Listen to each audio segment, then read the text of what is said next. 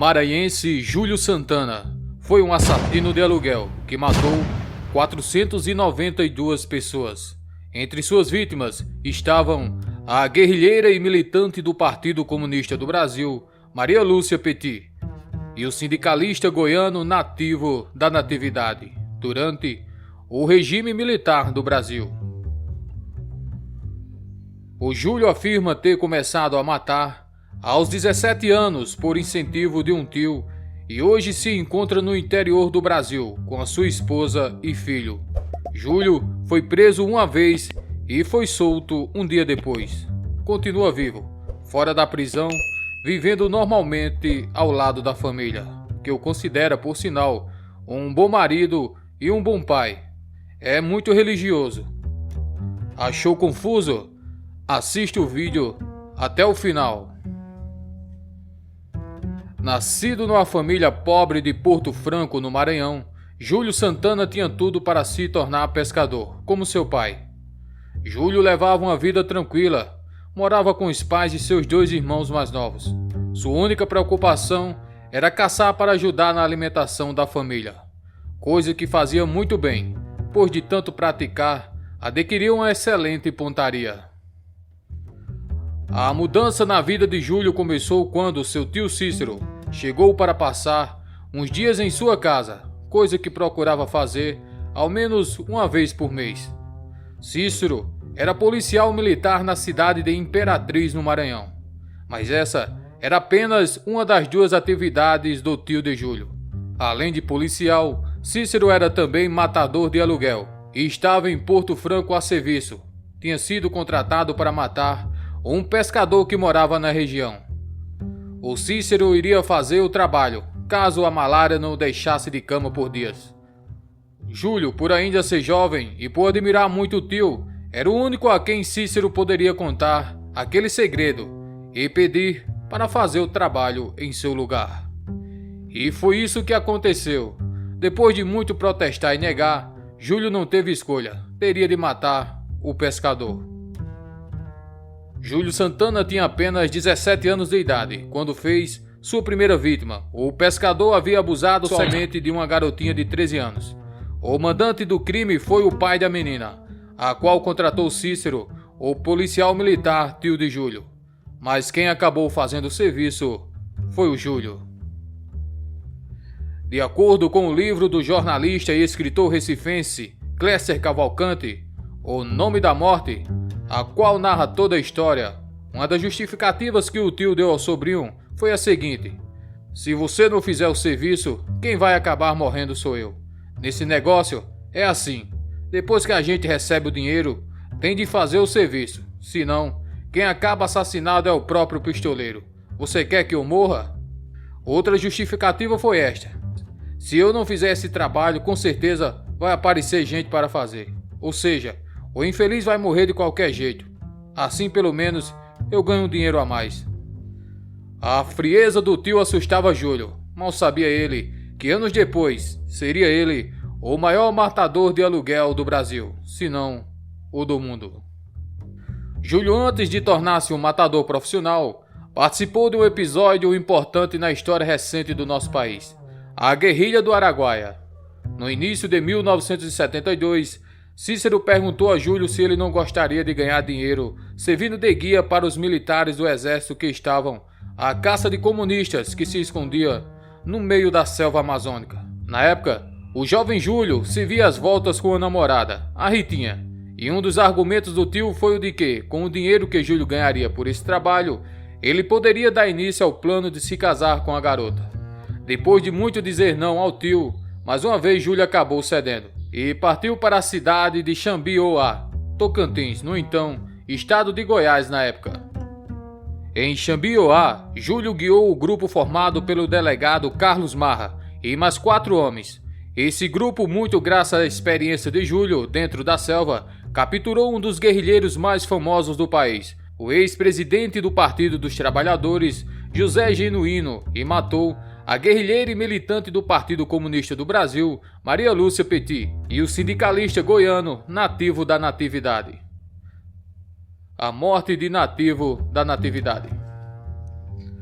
O crime teve como motivo os constantes conflitos entre os trabalhadores rurais, entre os quais Nativo possuía grande influência, e uma cooperativa de usinas de cana-de-açúcar no município de Carmo do Rio Verde. O advogado desta última havia feito ameaças de morte a Nativo e seus companheiros de chapa na eleição para a diretoria do sindicato. A reforma agrária era a principal bandeira defendida por eles. Nativo foi morto com 4 tiros a queima-roupa pelo pistoleiro Júlio Santana na entrada do sindicato. O assassinato fora encomendado pelo então prefeito da cidade, Roberto Pascoal Liégio, com apoio do presidente do Sindicato Rural Patronal, Geraldo dos Reis de Oliveira, integrante da União Democrática Ruralista, a UDR, e do fazendeiro Genésio Pereira. Com a anulação do primeiro julgamento, o crime prescreveria e nenhum deles foi condenado.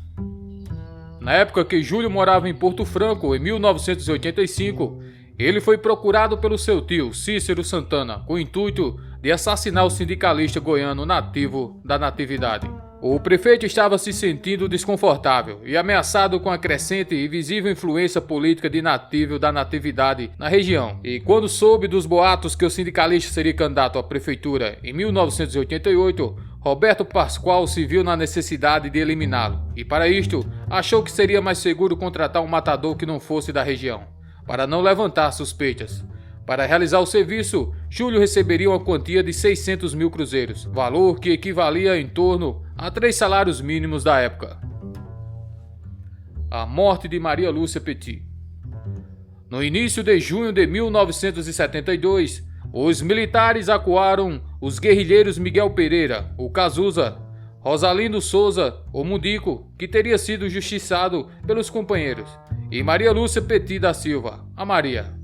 Marra gritou para Júlio: "Derruba um deles, pelo menos um." Júlio mirou no ombro de um guerrilheiro e atirou. Por causa do ferimento na perna direita, o comunista machucado inclinou-se para o lado direito e dobrou levemente os joelhos. Esses movimentos fizeram com que o tiro, que deveria pegar no ombro, o atingisse na cabeça, do lado esquerdo. O corpo caiu no solo e ali ficou, sem mover-se. Júlio sabia o que tinha acontecido, quis não acreditar que acabara de matar mais uma pessoa, relata Cléster.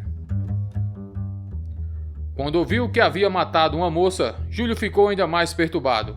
Marra o recriminou: "Não era para matar, Julião." Detalhe: a história relatada por Cléster não estava registrada até 2006 em nenhum outro livro sobre a guerrilha do Araguaia. Trata-se de um furo de reportagem publicado em livro Mata, o Major Curió e as Guerrilhas no Araguaia, Companhia das Letras, 443 páginas, publicado em 2012, do jornalista Leonêncio Nossa. Relata: João Coioió e a mulher, Lazinha, por ser os amigos de Maria Lúcia Petit, contaram ao delegado Marra que a guerrilheira aparecia no sítio na manhã seguinte para buscar mantimentos que o casal tinha comprado a seu pedido. Marra e um grupo de soldados fizeram tocaia dentro da casa. Maria Lúcia se aproximou do sítio. Estava acompanhada de Cazuza e Mundico, que ajudaria a carregar a compra. Um homem da equipe do delegado, o Júlio Santana, de 18 anos, atirou nos guerrilheiros, acertando a cabeça de Maria Lúcia. Cazuza e Mundico escaparam. A fonte da informação é Sebastião Rodrigues de Moura, o Major Curió, um dos militares mais bem informados sobre a guerrilha do Araguaia. Os depoimentos de um dos algozes dos guerrilheiros do PCdoB e de alguns moradores da região confirmam a versão de Júlio Santana. Pelos serviços prestados ao Exército, Júlio recebeu 1.200 cruzeiros, cerca de 5 salários mínimos da época, e ganhou uma farda. Parece ter ficado mais feliz com o fardamento do que com o dinheiro. A caça a José Genuíno. Em 11 de abril de 1972, como integrante da equipe do delegado Marra, Júlio colaborou na prisão de José Genuíno Neto. O grupo era constituído de Marra, Ricardo, Emanuel, Forel, Júlio e Tonho. Marra patrocinou um campeonato de tiro e Júlio ganhou com facilidade e, por isso, obteve a primácia de atirar primeiro num guerrilheiro. Na mata, Júlio localizou José Genuíno e alertou Marra: "Estou vendo um sujeito lá na frente." Ao ser abordado, o guerrilheiro que usava o nome de Geraldo disse ao delegado que era apenas um agricultor. Logo depois, mesmo com as mãos amarradas, conseguiu fugir. O militar pediu que parasse. "Vou mandar abrir fogo, Geraldo", gritou Marra.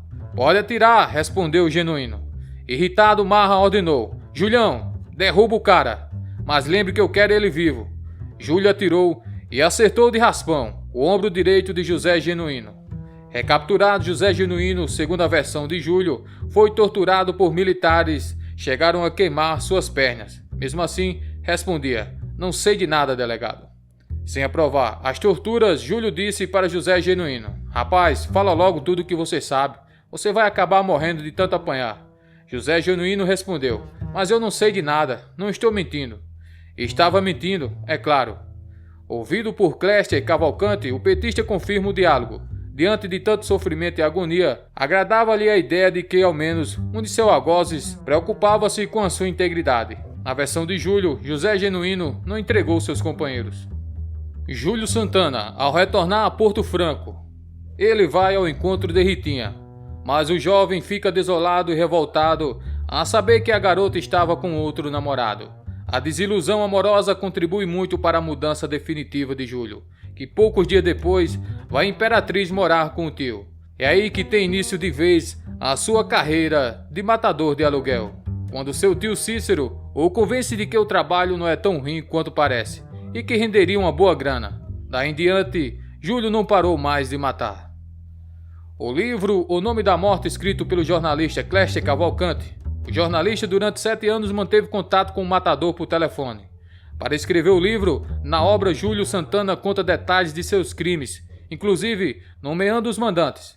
E mesmo com toda essa trajetória, Júlio Santana diz só ter sido preso uma única vez em todos esses anos, e foi solto no mesmo dia. De acordo com o jornalista, Júlio foi preso uma vez em toda a vida. Foi na cidade de Tocantinópolis, no Tocantins. Segundo ele, Júlio tinha acabado de matar uma mulher, amando do marido. Quando estava saindo do local do crime, ele foi apanhado pelos vizinhos, que tinham ouvido gritos e tiros, e acabou preso. Já na delegacia, Júlio teria dado a moto que ele tinha ao delegado para ser liberado. De acordo com relatos do jornalista, Júlio sempre se mostrava arrependido depois de todos os crimes, por ser católico e crer em Deus. Mesmo sabendo que o que ele fazia era errado, e com medo de ir para o inferno, sempre quando matava alguém, fazia uma oração pedindo perdão a Deus.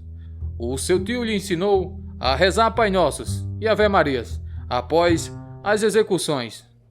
Sempre que o pistoleiro era contratado, ele anotava em um caderno o nome da vítima e do mandante, além de especificar o valor pago e onde efetuou o crime.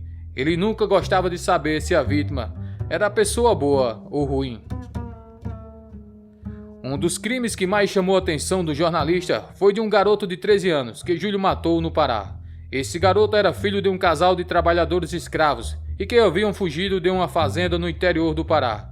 Para forçar o casal a voltar para a fazenda e continuar trabalhando como escravos, o dono dessa fazenda contratou Júlio para matar o filho mais velho do casal, um menino de 13 anos, que foi morto com um tiro na cabeça a queima-roupa. Após o crime, o seguinte recado foi enviado aos pais. Abre aspas. "Ou vocês voltam para a fazenda, ou eu mando matar seu outro filho." Fecha aspas. Isso é apenas um pouco da história que Cléster Cavalcante conta em seu livro, O Nome da Morte. Afinal, quem imaginaria que hoje, em algum lugar do nosso Brasil, vive um homem que por 35 anos viveu de matar pessoas? O nome dele é Júlio Santana e ele pode ser seu vizinho. Em 2018 foi lançado o filme O Nome da Morte, baseado no livro do renomado escritor Cléster Cavalcante, dirigido por Henrique Goldman, que mostra toda a vida de Júlio a partir do momento em que ele virou um assassino de aluguel.